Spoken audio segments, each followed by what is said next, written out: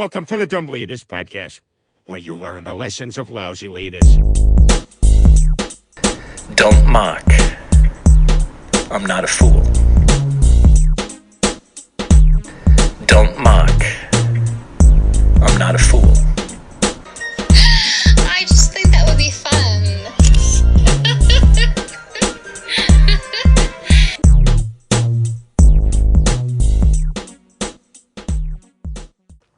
Hey there, it's Coach Curl here, and welcome to episode 109 of the Dumb Leaders Podcast, your library of lessons to better your leadership. And today I'm heading into a touchy area. We're going to look at mental health. Now, this week in Australia, we had the story of Brent Draper. He was a contestant on MasterChef, and he's pulled out of the show citing mental health reasons. Now, I don't necessarily want to go into the specifics around that particular case, except to say that, you know, his decision has been lauded as being courageous and, in fact, brave, courageous, and focused around his own self-care, which I think is absolutely positive. In fact, one respected commentator said the following: "My first reaction to his decision was, bravo, brother. He was courageous enough to admit to the judge that the peer pressure was affecting his sleep, his cooking, and pretty much everything. Now, he could have stayed back and dealt with it, but was brave enough to say no.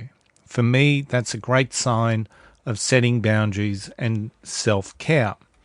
And I agree.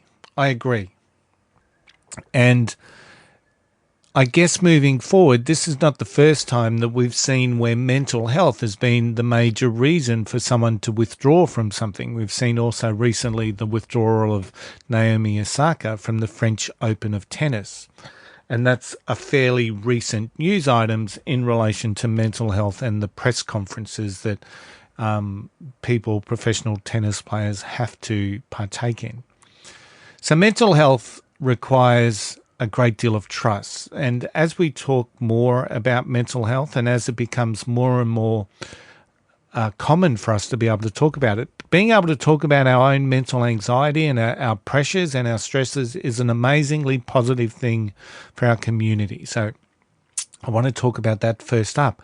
It is an amazingly positive thing. People should be able to find people, their trusted people, that they can share some of their problems with, some of their concerns, some of their stresses, some of the way that they're feeling. I think that that is really, really important in any sort of community, in any sort of family, in any sort of organization. But mental health requires a great deal of trust. And trust, firstly, in the acceptance of it within our circles, so within our circle of friends, within our family networks, within our business community. Trust that mental health is, and people taking steps to improve their mental health, is seen positively. Trust in the non-creation of a stigma that may surround it. I still have leaders who will be reluctant to talk about mental health for fear of the stigma that may then be attached to it. You know, so what future ramifications come into play if I was to say that I'm struggling with my mental health? There's still a stigma. So for someone to talk about mental health, they need to have trust that that stigma won't be created. There needs to be trust in the environment that we operate, that people won't take advantage of the fact that you're saying that you've got some mental health concerns, that you want to take some positive steps on working with your own mental health. And the final one, it's a health factor that is largely unseen and predominantly self-diagnosed. And so the trust that others must place in that self-diagnosis is 100%. It's a 100%. It's needed 100%.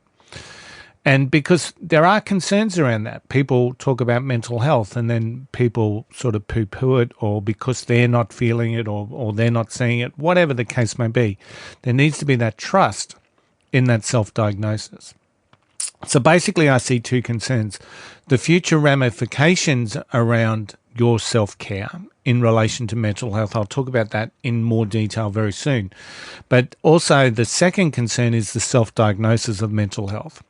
And that concern is that that can be abused and has probably been abused by people already. Now, I won't discuss this any further, that particular state, because often, you know, in the work that I do, I speak with a lot of leaders, and often when I've often heard the story where someone's working through performance management processes, that all of a sudden the person that is the person that's being performance managed suddenly has mental health and cites that, and they're off work for a period of time. So I know it's a touchy subject and there is a need for people to err on the side of caution, absolutely.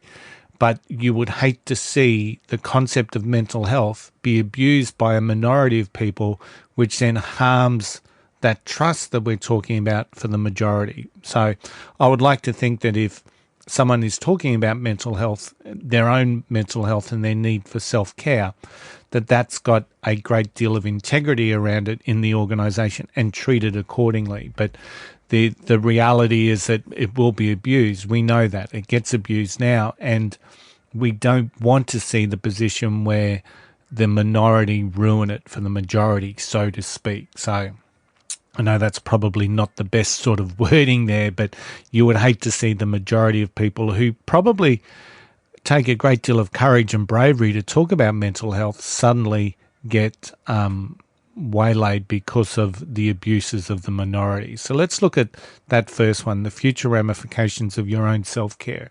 And this is one that I see that you need to take into account. So I think it's admirable when people are making the decision to take a stance for their own self-care, against what may be clearly unacceptable behaviours at work or whatever the case may be.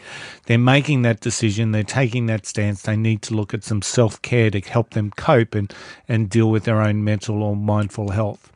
So, but I also encourage, when I'm working with people, to look for their own specific coping mechanisms and the mechanisms that can enable them to deal with the complexity and the pressures of what they work through daily. Those healthy coping mechanisms that help people lead functioning lives. So there isn't a life out there that's going to be cocooned in comfort. There is always going to be some level of stress or pressure because of the external environment. So we need to have some coping mechanisms that enable us to deal with that. So as humans, we have this tendency to operate within our comfort zone, right? So we know that, and we know, and largely we live comfortable lives. Now, I know that there are some people out there that are homeless. There are people that aren't comfortable, but they are predominantly in the Western world, particularly the majority of people live mostly comfortable lives. And your history will tell you now that nothing exceptional will happen living in cocooned comfort. So when we're sitting in our comfort zone, it's very rare for something amazing to happen to us or something that we're working towards works, because, you know, where we have that vision and where we have that goal of what we want to achieve, that's going to create some stress and pressure on ourselves anyway. So we need to, the key for me is to be able to deal with that stress and pressure, not necessarily say, no, I don't want the stress and pressure. So now, I've got no problems with people making the decisions to self-care. In fact, I tip my hat to them. So, and remove themselves from potentially mentally harmful situations. I believe that we all need to know, however, what that tipping point is for ourselves. And taking into account our goals, our ambitions, and our desires when we understand that tipping point. And the reason why, because while you're taking that decision today on self-care, what does the future hold?